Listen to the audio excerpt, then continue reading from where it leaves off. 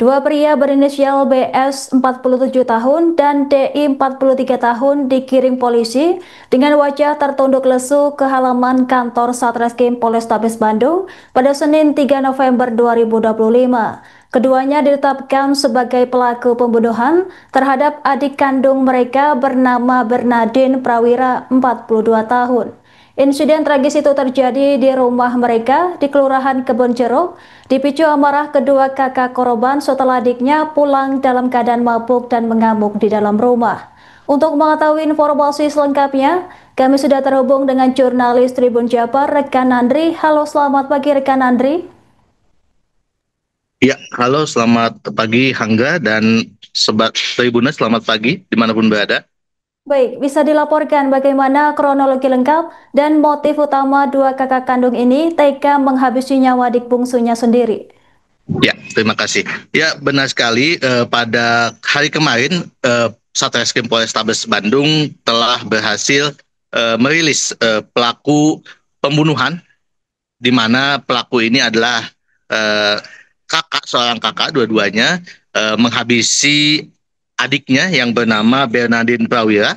eh, di mana sebelum menghabisi memang si pelaku ini sempat merasa kesal karena seringnya adik bungsunya ini atau si korban eh, setiap kali pulang ke rumah dalam keadaan mabuk dan juga mengamuk-ngamuk di rumah hingga berteriak-teriak sehingga menyebabkan para pelaku merasa kesal dan tidak bisa menahan emosinya hingga akhirnya terjadi pembunuhan. Tetapi sebelumnya pelaku ini sempat menyampaikan kepada warga sekitar dan juga kepolisian bahwa adiknya meninggal dalam kondisi yang wajar. Namun ada kejanggalan yang tercium oleh kepolisian sehingga polisi pun mencoba untuk mencari tahu, terutama melalui CCTV, kamera CCTV yang berhasil diamankan oleh kepolisian, dan ternyata dari situ polisi berhasil mengungkap bahwa kematian dari Bernardin ini eh, karena aksi pembunuhan atau penganiayaan terlebih dahulu dari sang kakak, yakni berinisial BS berusia 47 tahun dan juga DI berusia 43 tahun, seperti itu. Dan korban pun sempat hendak lari ketika setelah dianiaya, hendak lari keluar, namun dikejar oleh pelaku berinisial DI hingga DI melakukan penusukan di bagian bawah ketiak sebelah kiri korban, seperti itu, Hangga. Baik rekan Andri, lalu bagaimana kesaksian kedua pelaku nekat menghabisi nyawa adik bungsunya sendiri? Ya, kesaksian dari pelaku sendiri ya, seperti yang tadi saya sampaikan bahwa pelaku merasa kesal karena memang korban kerap kali pulang ke rumah dalam kondisi mabuk dan juga mengamuk di dalam rumah, hingga akhirnya pelaku pun mungkin sudah tidak kuat menahan emosinya atau amarahnya hingga akhirnya mereka melakukan penganiayaan hingga berujung kematian, seperti itu. Baik rekan Andi, bagaimana proses penangkapan dua pelaku yang dilakukan oleh kepolisian? Apakah pelaku sempat melakukan perlawanan saat diamankan? Ya, sempat kemarin ditanyakan kepada Kapolrestabes terkait hal itu, dan Kapolrestabes sempat menyampaikan bahwa pelaku keduanya tidak melarikan diri karena memang ketika olah TKP pelaku keduanya ada di lokasi tersebut, seperti itu. Dan polisi pun berhasil mengamankan barang bukti seperti dua belah pisau dan juga helm yang dilakukan untuk menganiaya dan juga menusukkan ke bagian ketiak korban, seperti itu. Baik rekan Andri, apa langkah hukum selanjutnya yang akan dilakukan oleh pihak kepolisian setempat?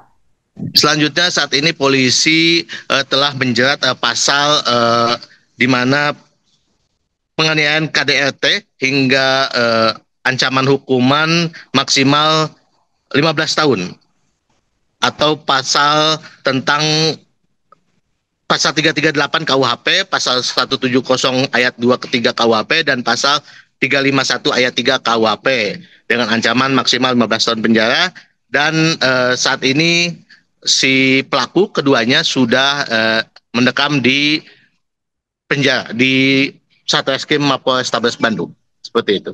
Baik rekan Andri, terima kasih atas laporan Anda. Selamat bertugas kembali.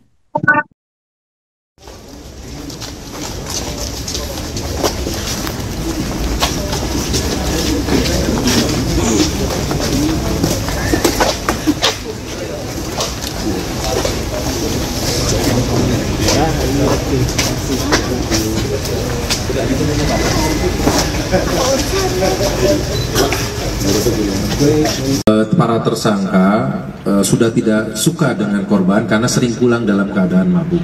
Jadi menurut versi ya, versi dari tersangka menyatakan bahwa korban sudah beberapa kali pulang ke rumah dalam keadaan mabuk. Sudah diingatkan, tapi mungkin pada saat kejadian tanggal 1 November tersebut, pada saat mabuk mungkin dari para tersangka sangat marah sehingga melakukan penganiayaan terhadap korban yang merupakan adiknya, dan ternyata mengakibatkan meninggal dunia karena ada menggunakan pisau yang ternyata tertusuk kepada korban ya, sehingga korban kehabisan darah. Tusuknya di bagian mana? Jadi dia ada sebelah kiri menembus ke paru-paru. Kalau di rumah itu berapa orang?